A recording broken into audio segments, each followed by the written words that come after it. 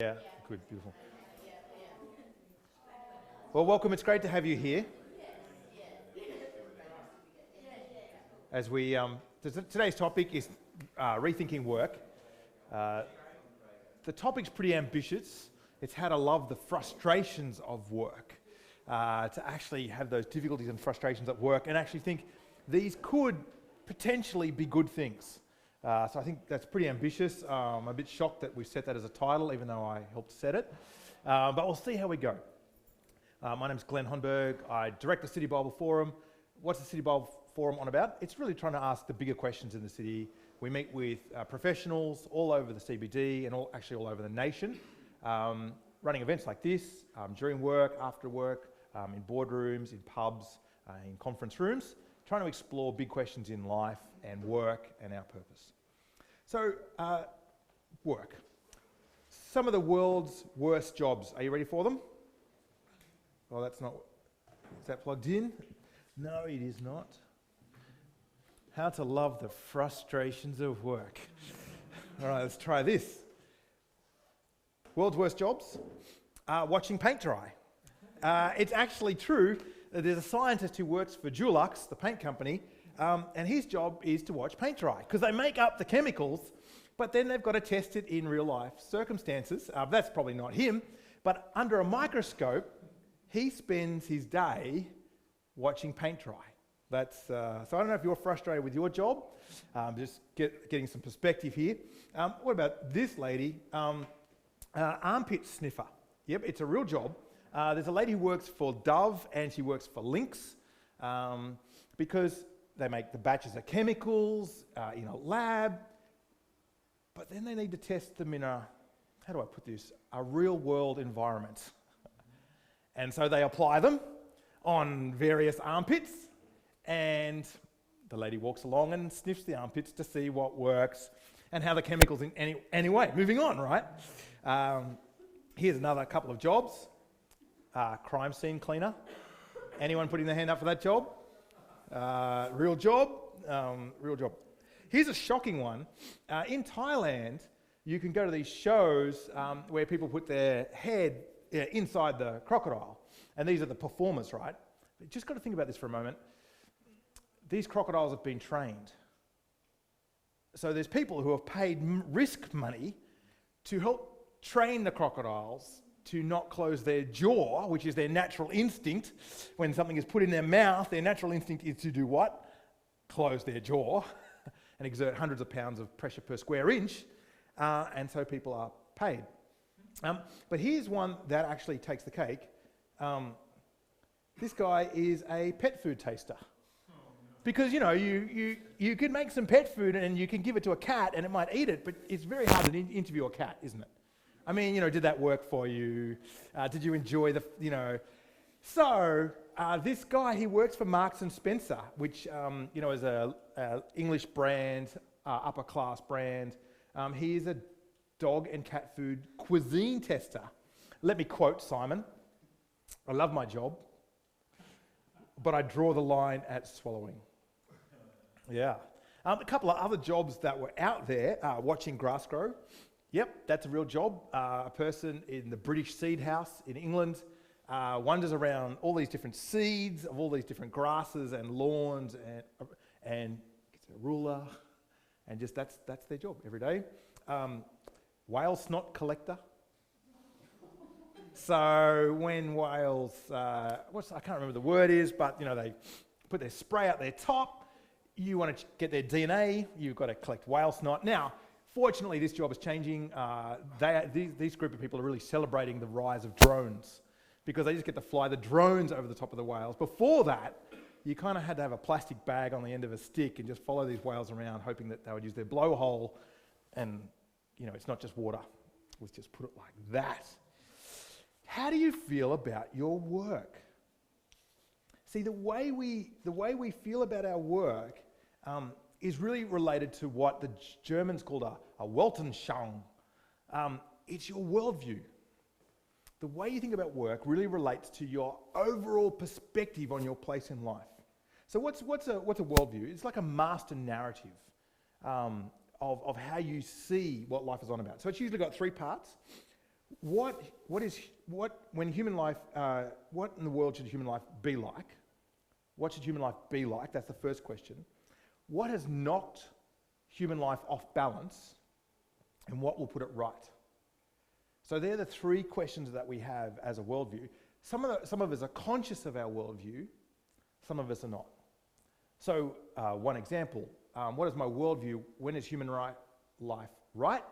When I'm with my family and we are spending time together and we all love each other. What knocks the world off balance? When my teenage children are sitting in front of their digital devices, they're never at dinner, they never do their homework. What will put things right? Put a hammer through every digital device I own. So, and the way that I respond to those things, how cross or angry or frustrated I get, is determined by my worldview. If this thing is the thing that makes life right, and something knocks it off balance, then I'll respond proportionately, or perhaps disproportionately, if that makes sense. And when it comes to work, most of us have a major storyline about work. Here's, I think, three major storylines that exist in Australia about work and life. And we touched on these in the previous two talks, but firstly, I'm valuable because of what I achieve in my career. I'm valuable because of what I achieve in my career, and my work gives me value and it gives me security. So, worldview, when is life like it should be? When my work is going well and I'm valued at my work. What knocks life off balance? When I'm not valued at my work. How do I fix it? That's an interesting question, isn't it? Another one. My work is my identity. My work defines me. I am what I do. My place in life and society and culture is determined by what I do. And so, and we talked about this earlier in the week, I hope to be a doctor because doctors are what? Valuable and important and contribute. I don't hope to be a crime scene cleaner. What about the third one? Another major storyline I think about work is that my work is bad, or it's ambiguous, at worst bad, but ambiguous, and my work is really nothing. I just work for other things. I work for pleasure. I work for money. So the work in and of itself is not important. So when is life good? It's when work doesn't get in the way, or even better, contributes to having a lot of money for the weekend or the overseas trip or paying off the mortgage. When is life bad? What knocks things off balance? When my career is under threat, or when my income's under threat, or when work gets in the way of my pleasure. What do I do to fix it? Now here's the interesting thing. I think there's lots of frustrations and difficulties in life and work, isn't it? They're not actually always caused by us. There's lots of things that are outside our control. Who here decided that all prices should plummet? Anyone in this room? No, but it's massively affected Queensland and Brisbane economy. Who here decided that that America should change its tariffs on corn? Anyone? Did any of you make that decision? It wasn't me. Pork bellies. Sorry, pork bellies. Yeah, pork bellies made that decision. What about who decided how much rain was going to fall out in southeast Queensland in the granite? Anyone? No. So they're ridiculous questions, but we live in a world where the common narrative is, if I just work longer, if I just work harder, and if I just work smarter, life will turn out as I want it. And more importantly, work will turn out as I want it. Isn't that true? Isn't that what you kind of hear all the time and the impression you're given? If I just work smarter, longer and harder. Every time I get in one of those big corporate buildings and go up in the lift and they put those lift ads on, have you noticed that's what they say to you? Here's one quote: 5 things you can do to do work smarter in the office and get ahead. So if I just do these 5 things, suddenly my life will be perfect again. Heaven help, my co-workers are also all trying to get ahead, but let's not worry about that, it's all about me. But have you noticed that? There's all sorts of things that are outside our control. But the message we get about work is if I just work smarter, harder or longer, it's in my control. I can change it. I can determine its outcomes, which is just not true. So what I want to do now is actually explore another plot line. See, Christianity, so speaking as a Christian speaker, actually gives us a reason why life and work is sometimes outside our control, why it is frustrating, why it is difficult, and here's the interesting thing, why it actually could be a good thing. Now that's a hard sell. Let me see what I can do. But that work is actually outside of our control, but it's in someone else's control, and this could be a good thing. See, here's the reason that the Bible or Christianity gives that life and work is frustrating and difficult, is that actually God has a master narrative. The creator of the universe actually has a plot line that matters to him, and it shapes everything about our world. The plot line is he wants us to be in a relationship with him. He wants us to know him intimately. He wants us to know him and him to know us. The picture of this, and we saw a glimpse of this in the last couple of weeks, is God with man in the Garden of Eden. The Lord God took the man and put him in the Garden of Eden, which is a paradise, to work in it and take care of it. The Lord God commanded the man, you are free to eat from any tree in the garden, but you must not eat from the tree of the knowledge of good and evil, for when you eat of it, you surely die. Now, what was the point here? See, God was going to dwell in that paradise with humanity. God was going to live in 1A, and Adam and Eve were going to live in 1B. Just around the corner, face to face, creator of the universe with humanity. That was the picture. But actually that relationship was broken. Can you see the range? This was the tenure arrangement here in verse 16. You are free to eat from any tree in the garden. You must not eat from the tree of the knowledge of good and evil. Now, we don't have a lot of time, so I'm not going to take you into Genesis 3. But the next chapter kind of tells that story of where Adam and Eve ate from the tree of the knowledge of good and evil. It's not that they had sex. Sex was in God's plan for humanity to fill the earth.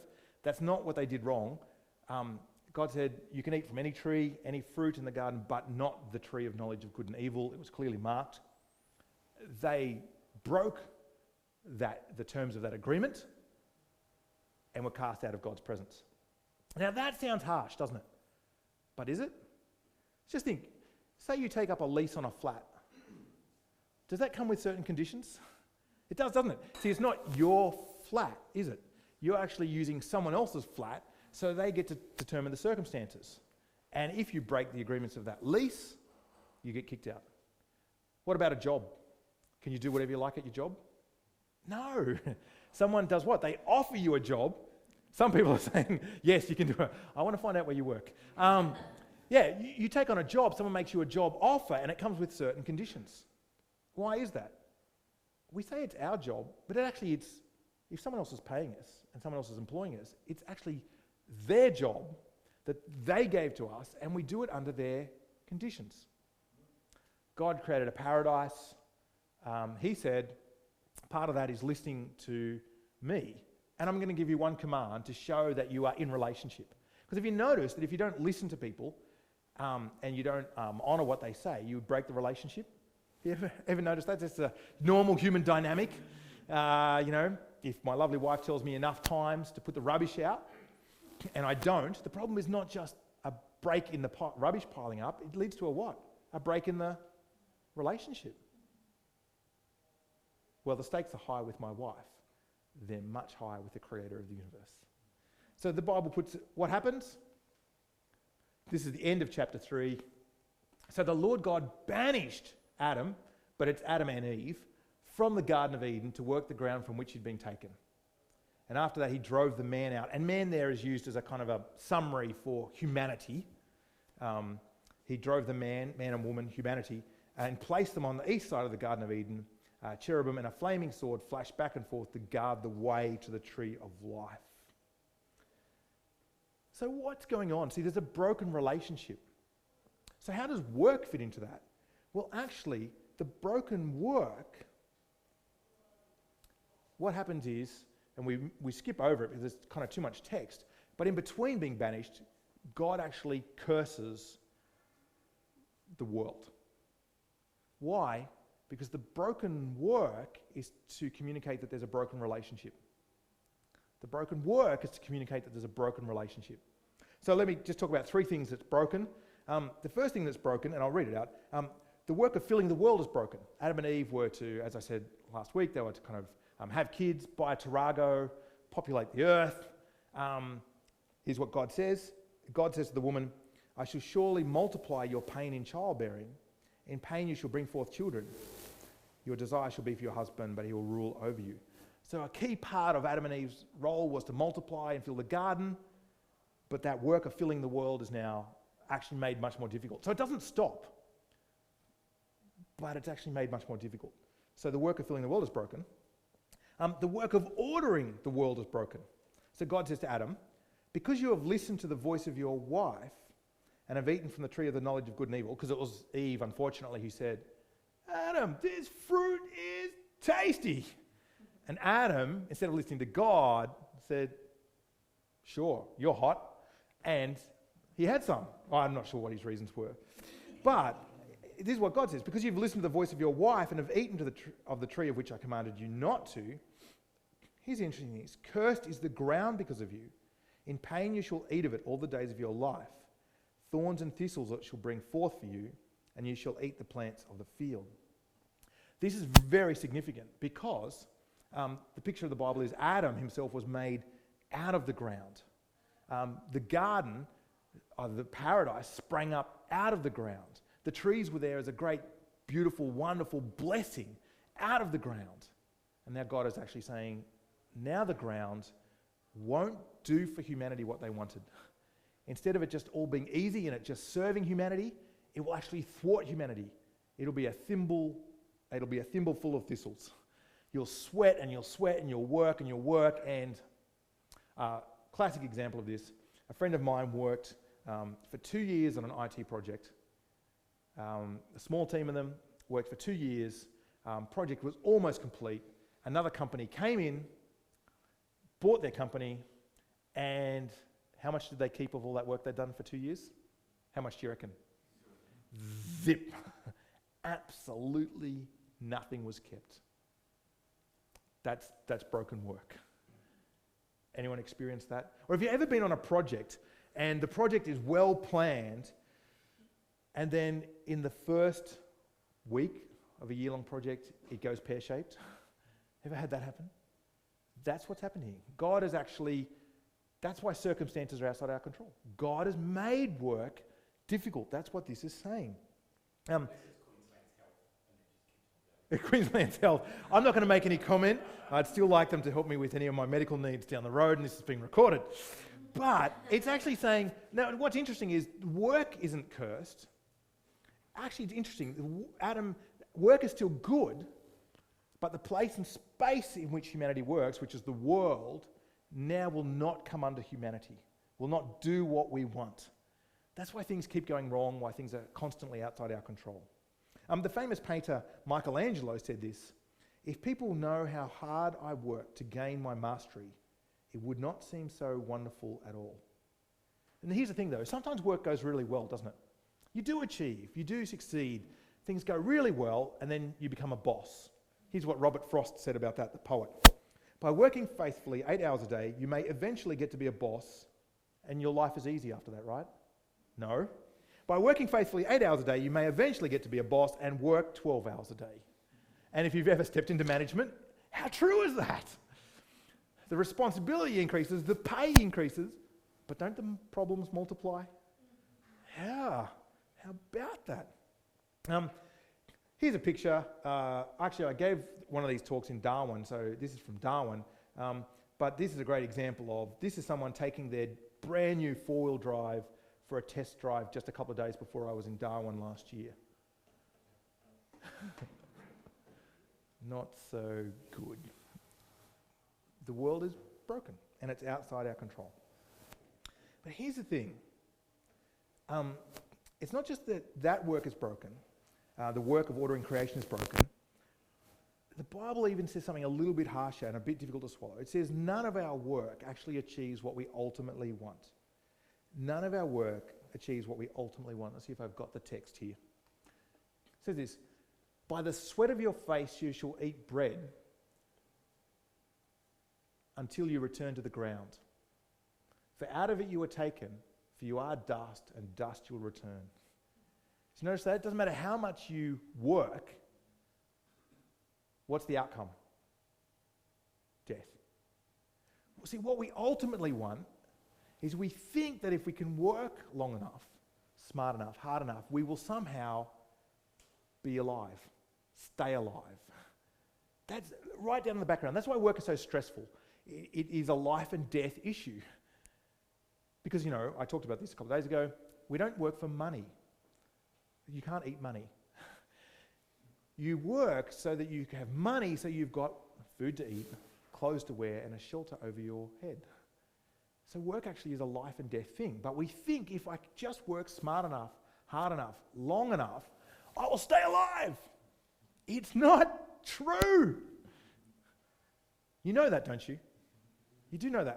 And I know when corporate advisors say, work smarter, work harder, work longer, this will, you'll be a partner. But will being a partner protect you from death? I'd like to see a few.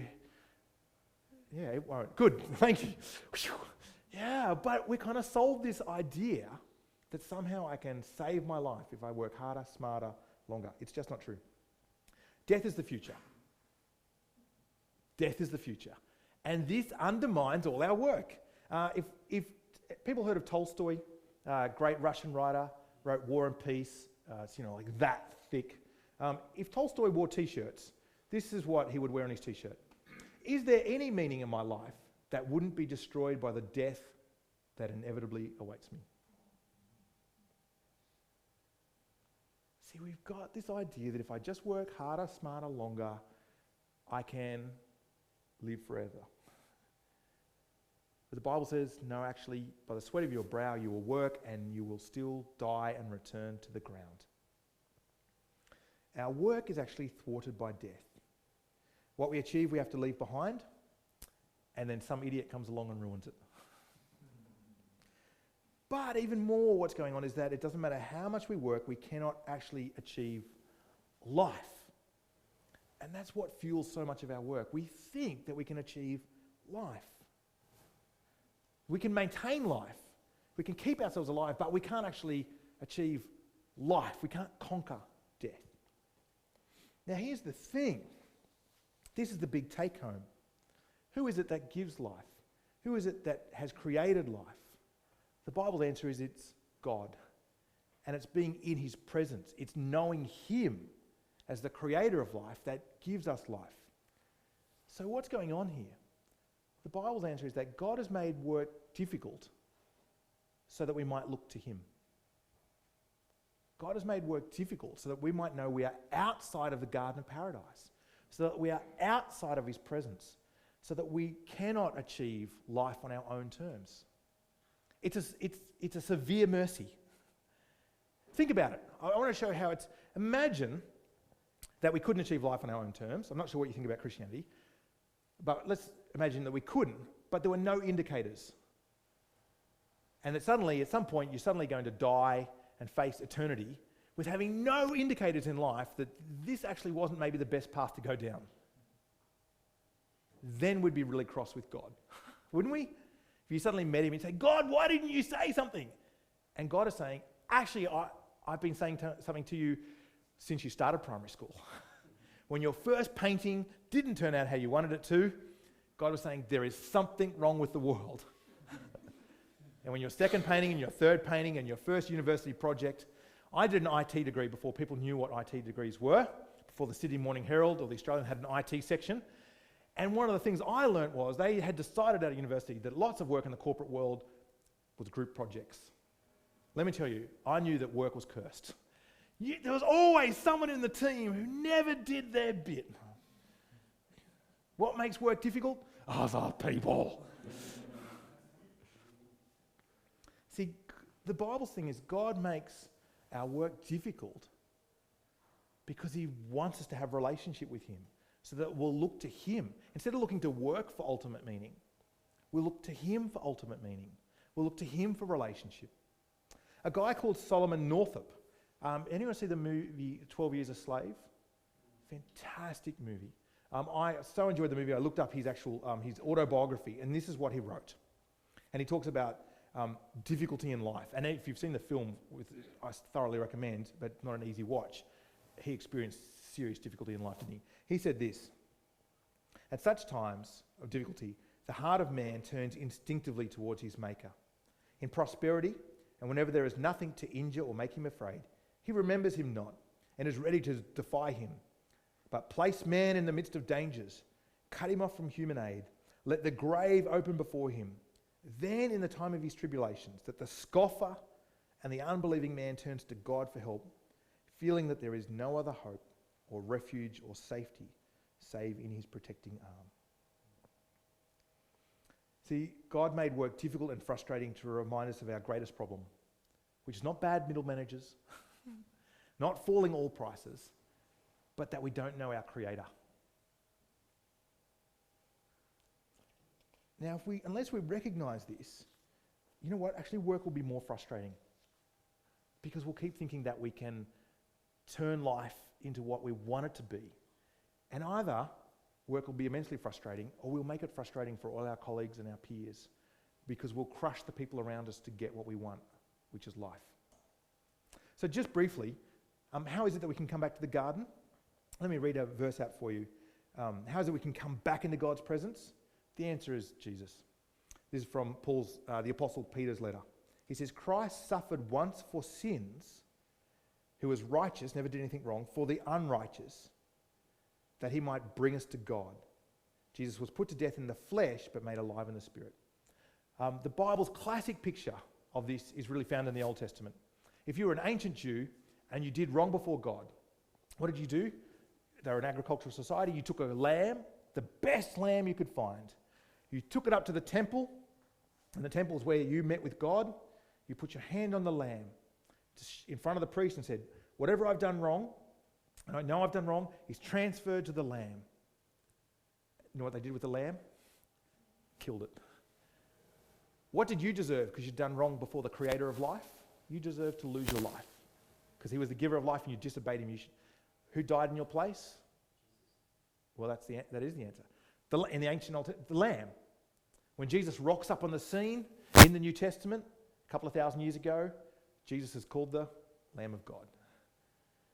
He's the one who brings us back into God's presence. Now, I haven't gone into a lot of detail there, but that's God's great aim. So let me just finish in the next couple of minutes, and then we'll open up for questions with how to love the frustrations of work. Firstly, how to love the frustrations of work. I think remembering that work is good, and we've talked about that, but if we make work ultimate, if we make work where we find our purpose and meaning, it will crush us. So one of the ways to love the frustrations of work is to think, this is a helpful reminder that my work is not ultimate. That's how to love the frustrations. When something goes wrong, to remember, actually, work is not who I am. Work is not my identity. Actually love those frustrations because they remind you that work is not ultimate. And if you're a Christian, I take it a step further. Give thanks to God for those difficulties in work. How to love the next frustration of work is that work will not give us life. See, how does that help? Well, it puts work in perspective. If we sold the lie that if I just work harder, smarter, longer, I can have life, we will do anything and everything to stay in work at the cost of our family, at the cost of our integrity, at the cost of our colleagues. We'll suddenly discover we're doing things we never thought we'd do. But if we recognize the reality that work cannot give me life, work is a good thing and it helps provide life, but it can't stop death, then actually the stakes are lower, aren't they? I actually can maybe say no to my manager, or no to that unethical action. I could lose that job because that job is not life. I could find another job. All sorts of interesting jobs out there. Some of them good. I saw your face. Some of them good. You're still put off by my earlier examples, aren't you? Work will not skip. Work is not our identity. See, the message here is that our identity is found with God. And if we know that work is not our identity, then again, when things go pear-shaped at work, we're not going to blow up at everyone around us. We're not going to make small things into mountains, because actually work is not life. It's not who I am. And work is not what makes us valuable. See, think about this. If God is prepared to thwart our work and make its results fade, what matters to God? Not actually our work, but us. He actually sees us as valuable. That's why he thwarts our work, so that we might come to him. It's a very strange idea, isn't it? But actually, because he loves us, he's saying, don't go down that path. Now, just briefly, I want to talk about a particular frustration of work, unemployment. Have you noticed on LinkedIn, no one says they're unemployed anymore? Everyone says, looking for new opportunities. Why? Because if you say our identity is caught up in our work in Australia, it's a meritocracy. And if you say that I'm unemployed, it sounds like you are what? Unemployable. That you're not valuable. I'm just pointing that out to you, help you see how much your identity is caught up in your work. Now, I get that it's better to say other things, it's a little more positive, looking for new opportunities, which we know is a fudge. You're looking for work, right? You're unemployed. But unemployment is actually a kind of social death, isn't it? Because work is the context of so many relationships. It's a purpose death, because getting up for work is actually a good thing, as we talked about in the first couple of talks. It's part of the good purpose of our life. We were made for it. And it's actually an identity death. Unfortunately, in the breakdown in marriages, breakdown in our communities, we don't know the people we live near, because our identity is caught up. So I just want to encourage you, lots of retrenchments happening. Care for the people that have left those firms. Don't pretend they don't exist anymore. Give them a phone call. Invite them into the city for a coffee with you, because unemployment is actually, I think it's actually a social death. It can be an identity death, and it can be a purpose death. But you know, that person mattered more than their work, didn't they? So now that they no longer work, don't treat them as if, I'm not saying you deliberately treat them, but I know in the busyness of life. And I think as well, I just want to say, if you're unemployed, if what I've said is true, perhaps that's a good thing for a brief time to realize that your work is not where your value is found. That work does not give you life. But actually, it might be an opportunity to crack open that Bible, that thing you always meant to read, or read about the life of Jesus that you thought, one day I should read about the greatest man the world's ever known, and discover life. Let me stop there and open it up for questions, comments, reflections, or challenges. It's 10 past 1. I've got about 10 minutes for comments, questions, challenges. I might start with you, Michael. The Bible talks about the frustrations of work and says, well, this is the things that it should get back into life with God. Does it explain why there's such a mixture, like a sort of random mixture of really satisfying moments of work and then really frustrating, like all intermixed with each other? Yeah, so the question was, why is work so satisfying, and why is work sometimes so frustrating? The story outside of the garden is work is still good, but it's also broken. And so God does both things. He lets us experience his goodness, so we might go, actually, isn't the world good? How did it come to be so good and so amazing and so wonderful? So that's actually part of also how God drives. So he lets us experience both. The Bible's answer in the book of Ecclesiastes is actually, it constantly uses the word gift, which is a way of talking about grace, God's undeserved generosity. He lets you experience the goodness of work so that you might look to someone who made it so good. And he actually experiences the difficulties of work, so you might think, is this all there is? Why am I living for work? Work is a dogfight. And so God's doing both to call you to himself. He's working carrot and stick so you might turn to him. Yeah.